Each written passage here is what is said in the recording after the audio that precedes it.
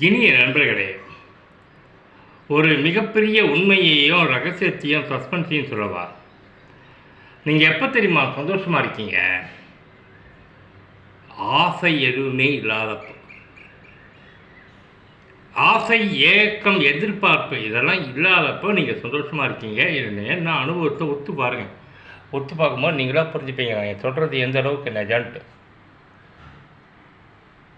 இது நான் பொய் சொல்கிறதா நீங்கள் பாருங்கள். அதுக்காக ஆசை என்பது துறவிகளுக்கோ ஞானிகளுக்கோ உண்டானதுன்னு எடுத்துக்க போகிறீங்க.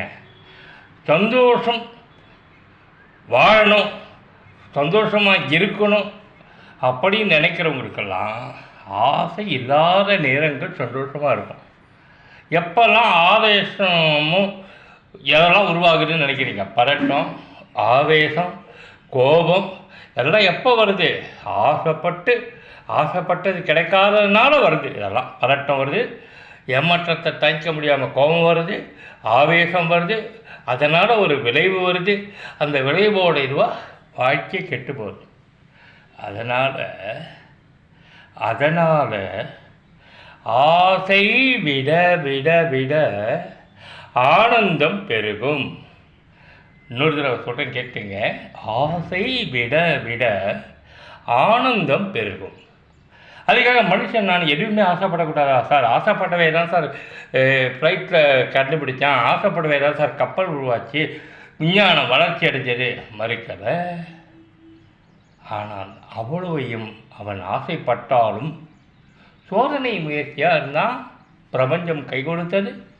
தோற்று போயிருந்தாலும் ஃப்ளைட்டை கண்டுபிடிக்கிறது, தோற்று போயிருந்தாலும் கண்டுக்க மாட்டான். அதுக்காக வெளித்தனமா அது இல்லைன்னா நான் கிடையாது, இது இல்லைன்னா நான் கிடையாதுன்னு எவனுமே கண்டுபிடிக்கிற தாமஸ் ஆல்வா எடிசன் உட்பட 1000 தடவை தோற்று தான் ஜெயித்தான் தாமஸ் ஆல்வா எடிசன்.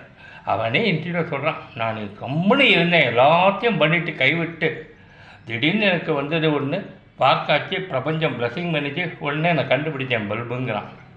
இப்போ நிறைய விஞ்ஞானிக சயின்டிஸ்டுங்க எல்லாருமே சொன்னது இதுதாங்க. முயற்சி உச்சம் வரைக்கும் போயிட்டு அந்த உச்சத்தில் போய் முயற்சி கைவிட்டு அதுக்கப்புறம் கிடைச்சது தான். கிரிக்கெட் தான் உங்களுக்கு உதாரணம். மேட்ச்சுக்கு போகிறீங்க, பேட்டிங் பண்ணுறான் பேட்ஸ்மேன்.